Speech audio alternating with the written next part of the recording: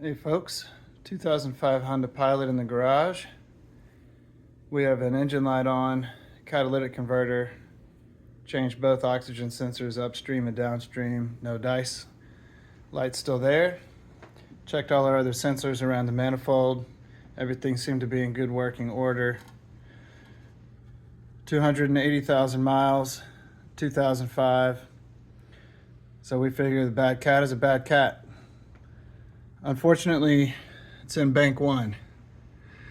And there's a lot of videos around on YouTube show you tricks to this part and that part. Not a lot of videos show you more or less how to get back in there. And that was tricky. Been a couple days, we've tried a lot of things. Don't have a incredibly diverse tool set. We just pick up what we need since we're saving a buck doing it on our own anyway, as you all do. So I thought I'd try to take a crack at showing you how we made it work and in progress now. Basically, to get back in there, found this at Home Depot. Little bernzomatic guy, easy to operate. Squeeze the trigger. Little button right here will hold the flame open for you so you can manipulate it. You look back in there in bank one, there's a few danger spots. You got to get it around, of course, the electricals. We took the ignition coils out already. And then you got your rubber hoses here to watch out for, but it's focused enough. If you get a camera or some kind of device, see your top of your cat here, your upper bolts, 1 and 2, and then down lower. We got that one off down there already. And then of course your 4th one over here lower on the driver's side. I haven't gotten that one yet. So how do we do it? First, you got to make some space for yourself. So this hose came off. Easy, you got it tucked away there in the back.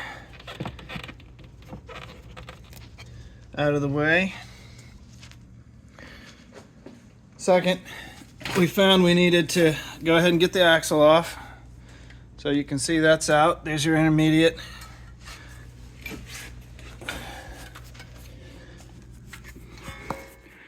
Heat shield's still on. And if we look up there, this was access point. Probably not necessary. Let's see where we're looking. There's the top of your cat. And I did break that top bolt loose right there from under here. Again, probably not necessary, but that's how I started. And I did that with this long breaker bar right here. Picked it up today. It's got a nice swivel head. It's got a 1/2 inch adapter. This guy was too fat. Couldn't get it in between this area enough. Didn't have enough swivel, so I couldn't get any tension on the bolt head. PB blaster, of course. We tried something called deep creep. That's new to me. There you go. Gave a few shots of that. And we've done this in 4 rounds with heat in between each. Now what really got us through this is this 1/2 inch head. Whoops, sorry for the motions.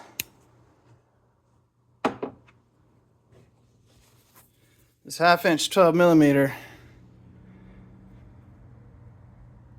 It's not too stubby, and so the bolt heads won't poke it off the wrench head. And it's long enough for that, but it's not too long that it takes up all your space back there in those rubber hoses. We were using a deep socket 12 millimeter initially, and we didn't have enough space to maneuver. We got this guy. It's a nice sturdy, shorter ratchet, and that works fine, but it doesn't quite have enough torque. Now this is 25 years old, never been changed, and so those bolts were really well stuck. Now, how do you get in there? This is what really is good enough. It bends in one place is too many maybe, but it's getting the job done. So you got a swivel head, and then you've got an angle there right toward the end. And what's worked for me now to get these loose without rounding anything, after all the PB blaster and the heat, get my little step ladder up here, is to get this down in here. Let me put the sockets on there so it sits on something. There we go. Try to do this with the phone in my hand. Should be all right. There we go. Sorry for the motions again. Get down here where we can see something. There we go. Just to get this guy in here. Here, we're still working on the top. Come on.